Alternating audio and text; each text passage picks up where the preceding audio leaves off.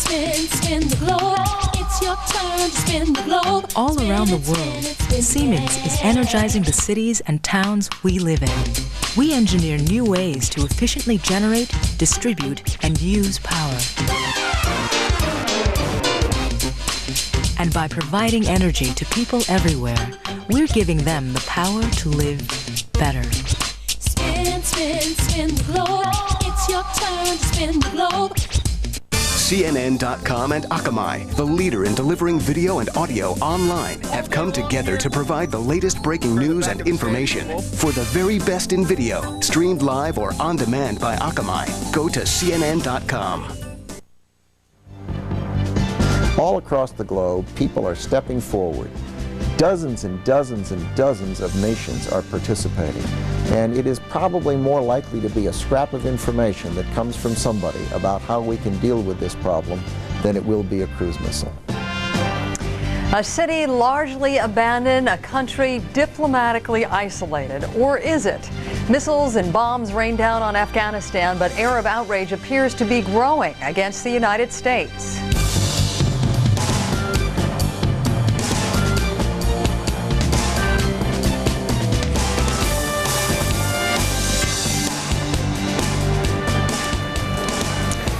Good morning, everybody. Welcome. We appreciate you joining us this morning. It is Monday, October 8th. From New York, I'm Paula Zahn. Good morning, Bill. Paula, good morning. Live at the CNN Center in Atlanta. I'm Bill Hemmer as well. Paula, quickly, let's begin with a look at what's ahead this hour. President Bush attends the swearing in of America's new Director of Homeland Security, former Pennsylvania Governor Tom Ridge. We'll have a look at the challenges Ridge faces in that new task.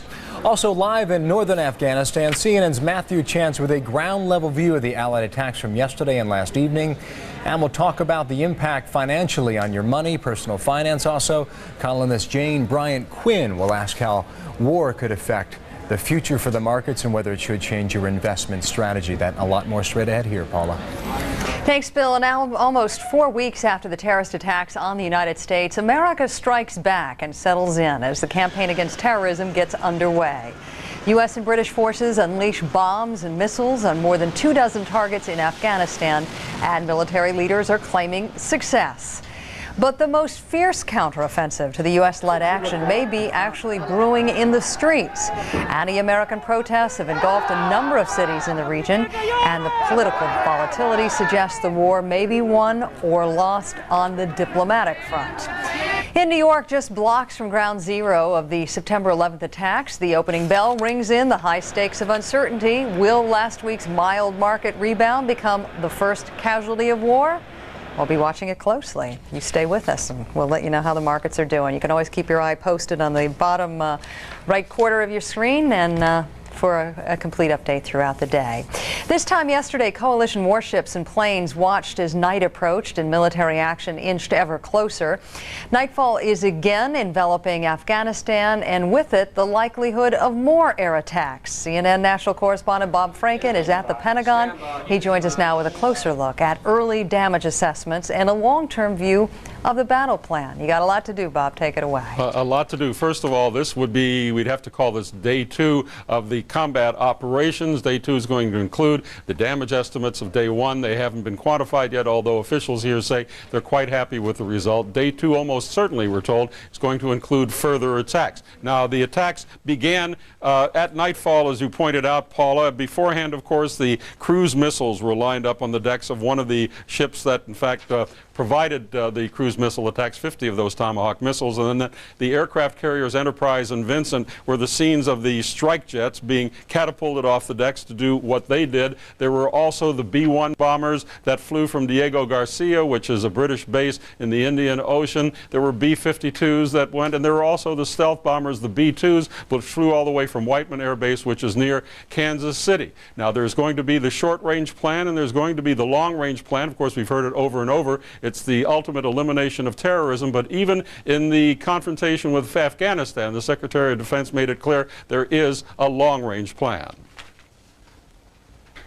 Important thing is to realize that this is not something that's going to happen fast. It's not an effort that's against the Afghan people. Indeed, we're providing humanitarian assistance to the Afghan people. It is going to take a good deal of time. We need to be patient. We need to recognize that ultimately they're going to collapse from within because they'll be starved by the people that have been supporting them.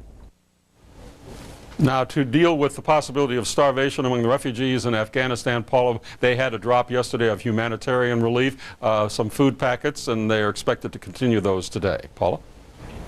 And do we know how many they're going to attempt to drop today? We don't. We know that 37,000 plus were dropped yesterday. Humanitarian daily rations, they're called. They're ethnically friendly, religiously friendly. That is to say, there's nothing in there, no meat products, for instance, which would offend any religions who might be the recipients, the people on the ground. All right, Bob, and when are we likely to hear more from the Pentagon about how successful these strikes were? Well, there's going to be a damage estimate report that comes out at some point today. We're assured that it's going to be made public, at least parts of it are. Of course, others are probably not going to be. And we're told it's a matter of hours, but no specific time has been given. Okay, we'll come to you for that information. Bob, thanks so much. Let's go back to Atlanta, where Bill Hemmer continues to stand by. Good morning again.